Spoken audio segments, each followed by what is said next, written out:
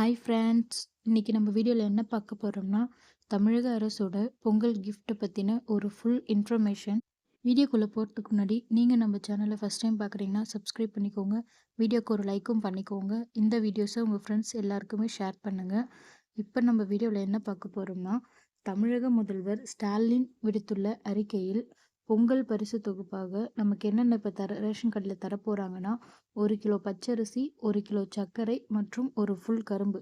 இதுதான் நம்மளோட பொங்கல் தொகுப்பாக தமிழக அரசு அறிவித்திருந்தது. மேலும் முன்கூட்டியே திட்டமிடப்பட்டதால உற்பத்தி செய்த காரணத்தினாலும் பொங்கல் திருநாள் அன்னைக்கு இலவச வேட்டி மற்றும் சேலைகள் அனைத்தும் தயார் செய்யப்பட்டு அனைத்து மாவட்டங்களுக்கும் அனுப்பி வைக்கப்பட்டுள்ளன.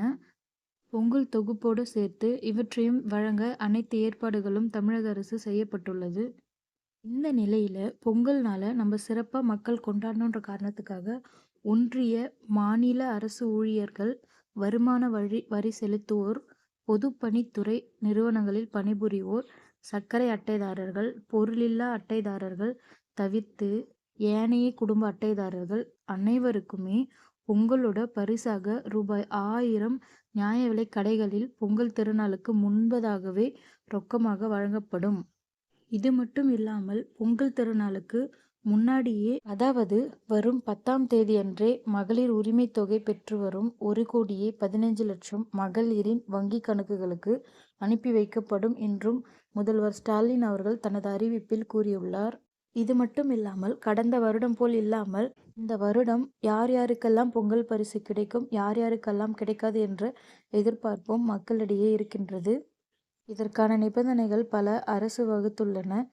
ஸோ ஃபஸ்ட்டு நம்ம யார் யாருக்கெல்லாம் பொங்கல் பரிசு கிடைக்கும்னு சொல்லிட்டு முதல்வர் அறிவித்திருக்காருன்றது பார்க்கலாம்.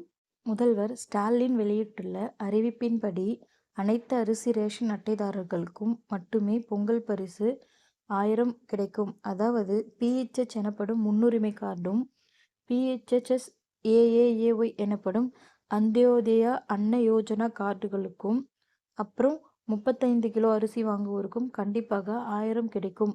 அதே போல என்பிஹெச்ஹெச் எனப்படும் முன்னுரிமையற்ற கார்டுகளுக்கும் பொங்கல் தொகுப்பு வழங்கப்படும். இப்போ யார் யாருக்கெல்லாம் பொங்கல் பரிசு கிடைக்காதுன்னு பார்க்கலாம். என்பிஹெச்ஹெச்-எஸ் என்று குறிப்பிட்டிருக்கும் ரேஷன் கார்டுகளுக்கு சர்க்கரை மட்டுமே வழங்கப்படும் என்பதனால் இந்த கார்டுகளுக்கு ரூபாய் 1000 பொங்கல் பரிசு கண்டிப்பாக கிடைக்காது. அது மட்டும் இல்லாமல் என்பிஹெச்ஹெச்-என்சி இந்த ரேஷன் அட்டைதாரர்களுக்கும் எந்த பொருளும் வாங்காதவர்கள் என்பதனால் அவர்களுக்கும் 1000 பொங்கல் பரிசு கிடைக்காது. அதே நேரம் என்பிஹெச்ஹெச் கார்டோ அல்லது பிஹெச்ஹெச் கார்டோ அல்லது பிஹெச்ஹெச்-ஏஏஒய் கார்டிலோ குடும்ப உறுப்பினர்கள் யாராவது அரசு ஊழியராக இருந்தால் அல்லது குடும்ப உறுப்பினர்கள் யாராவது வருமான வரி கட்டியிருந்தாலோ அந்த குடும்ப அட்டைதாரர்களுக்கு பொங்கல் பரிசான 1000 ரூபாய் கிடைக்காது. ஸோ வருமான வரி கட்டியவர்கள், அரசு ஊழியர்கள் யாராச்சும் இருந்தாங்கன்னா கண்டிப்பாக உங்கள் ரேஷன் கார்டில் தெரிஞ்சிடும். ஸோ அவங்க யாருக்குமே 1000 ரூபாய் கிடைக்காது.